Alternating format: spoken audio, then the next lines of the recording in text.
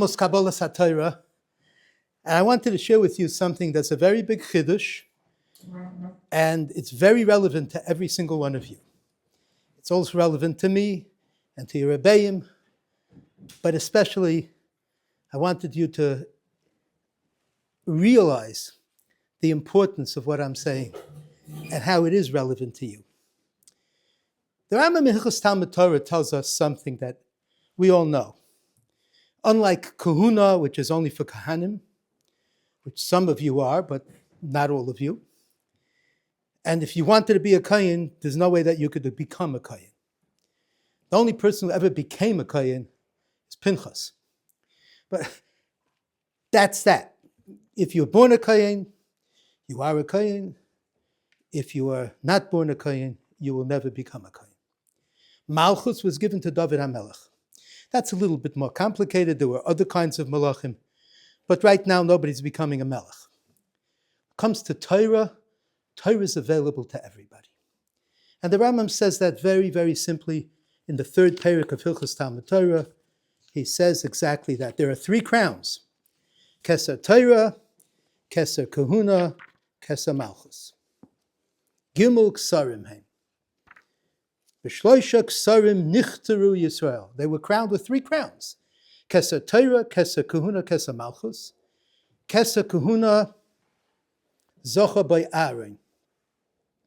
Shenem Avahoysa lo yulazarei HaRav Bris Kahuna Soilam. Keser Malchus Zocha by David. Shenem Zarei lo Olam Yihya. Keser Torah, listen to the language. Harei Munach v'yomed. It's waiting for you. Umuchan. It's ready. L'chol Yisrael. Shenemar, a pasuk that we all know so well. Torah tziva lanu Moshe. What does it say afterwards? Morasha. It's the inheritance of all of Kehilas Yaakov.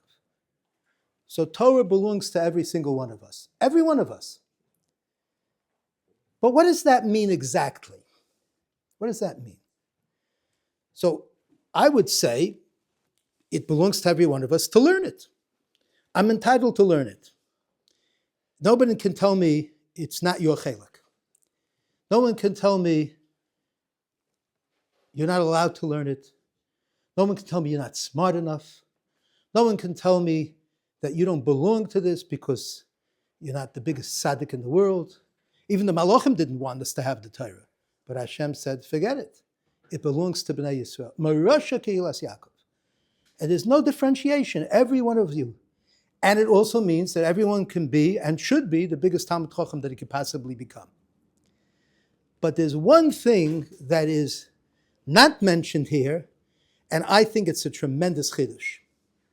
Because if somebody would ask me, what about being mechadish Torah? What about interpreting the Torah?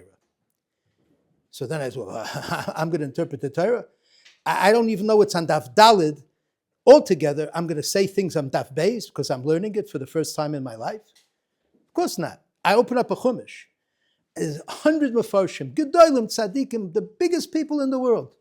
People who knew Torah on their fingertips. People who were like Malachim. I don't belong to that. I'll learn what they say. But I don't belong to that chevra. And for me to look at a pasuk and try to say my own pshat, out of the question. Right? Where do I come to say a pshat? The best thing I can do is understand a Gadol's pshat. I'll understand a Rashi, that's great. I'll understand an Or HaChaim, beautiful. I'll understand a Ramban, I'll understand a whatever. But for me to go and look at the pasuk on my own, that's the most brazen thing. It's the biggest chutzpah. Does that make sense? Like, who are we to, we're just starting out. So I'm going to look at a pasuk and say a pshat. Let me read to you a Rambam. One of the most amazing Rambams. Because of its implication. That what I just said is not true. The Rambam says every person, it's appropriate for him to look into the Torah and figure it out for himself. Now it's interesting, the Rambam here is coming from a certain angle. This halacha that I'm about to read to you is in Hilchos Me'ilah. Any of you know what Me'ilah is? You're moil in hekdesh. It means you're not allowed to take hekdesh, karbanos or objects that belong to the hekdesh, whether it's animals or physical objects or whatever it is, or money, and you use it for your own purposes. You make this kodesh into chol. So you're over in Aveira, and depending upon how you did it, b'shoigig, b'mezid, what are the consequences? But it's an Aveira, it's an Isur Gomer to use hekdesh. And the person who uses it is called a mo'el, memvav ayin lamed, mo'el behekdesh. And the idea of hekdesh is me'ilah. The theme, the topic is me'ilah. The Rambam has what I'm about to read to you at the end of Hilchos Me'ilah, which is really remarkable, what it's doing over here. Because the Rambam's going to tell you something, that if you are interpreting the Torah, you're not allowed to mess up. And the Rambam says, let me give you an example of how you mess up. And he says the following. These are his words. But then I'll get to the main point that he says a little bit at the beginning earlier. He says, Davar shelo yimtza lo ta'am v'lo yeda lo ilah. He's looking at a pasuk, he's learning at a mitzvah, and he says, quote unquote, he says to himself, this makes no sense. Well, that's a terrible thing to say about anything in Torah. It makes sense. What the chassaron is, I don't understand it. That doesn't mean it doesn't make any sense. But that's the human nature, that if he doesn't figure it out, it doesn't make sense. So what does he say? He says, Al yehi kal be'einav, let it not be light in his eyes. Let him not dismiss it. It makes no sense. Let's move on. But then he says, sometimes when you don't understand something, the first thing you say is, oh, this is mysticism, this is Kabbalah. And you start saying all kinds of things that you don't know what you're talking about. So that you're not allowed to do either. You can't go into something and you're not a big mumche in Kabbalah, you're not a mekubal, and say, well, this means something else and this means something else, because you don't know what you're talking about, and that's also a corruption of Torah. And the third thing he says is, he has one more thing. After he says, Lo yaris al Hashem pen yifritz boy, v'lo yitei machshavtoi boy, kemachshavtoi b'shar divrei chayil. Don't look at the Torah and try to interpret it like it's a history book or a mathematics book. Torah is different. But after telling you all these three warnings of how not to look at Torah, he tells you at the beginning, like, why am I talking to you all together, says the Rambam. Only Talmidei Chachamim, Gedolim, are allowed to look into the Torah and figure things out. So of course you're not going to be allowed to do any of these things because it's none of your business.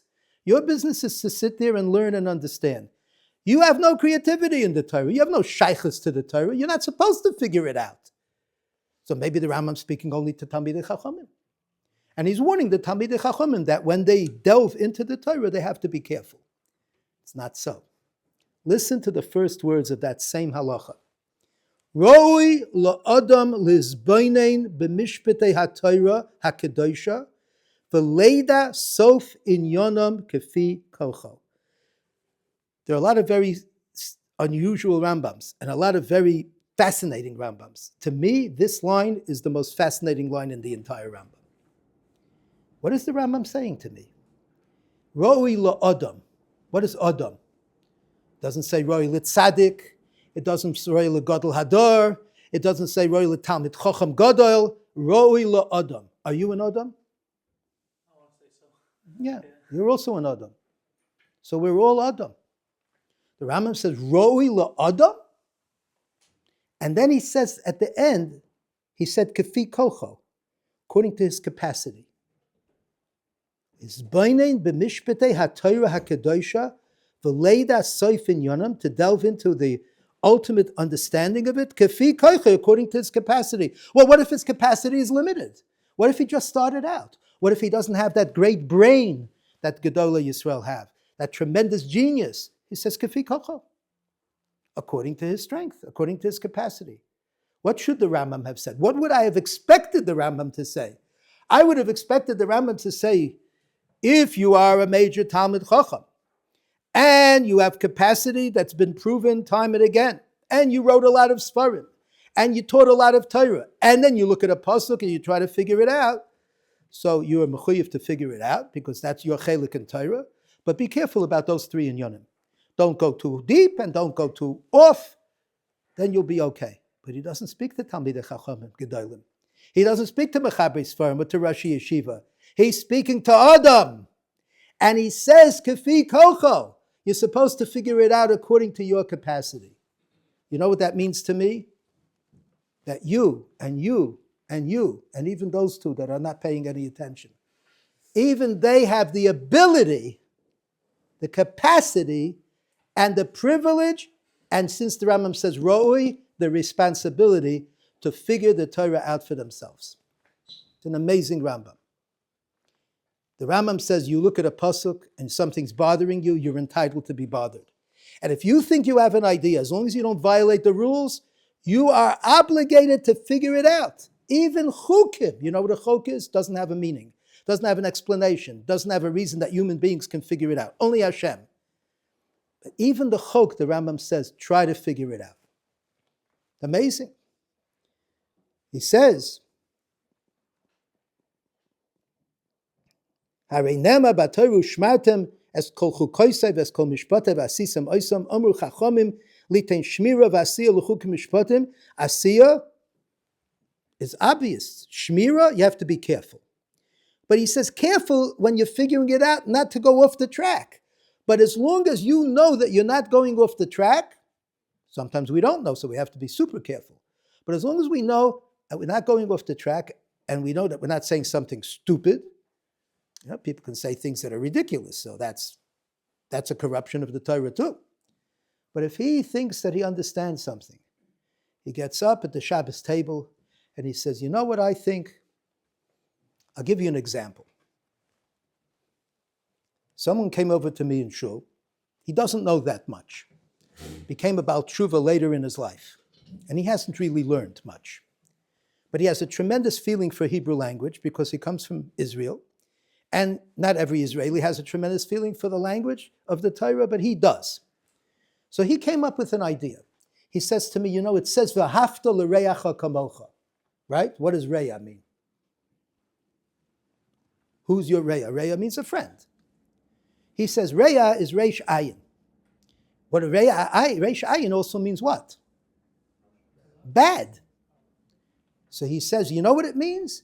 Even if he's bad to you, you should love him anyhow.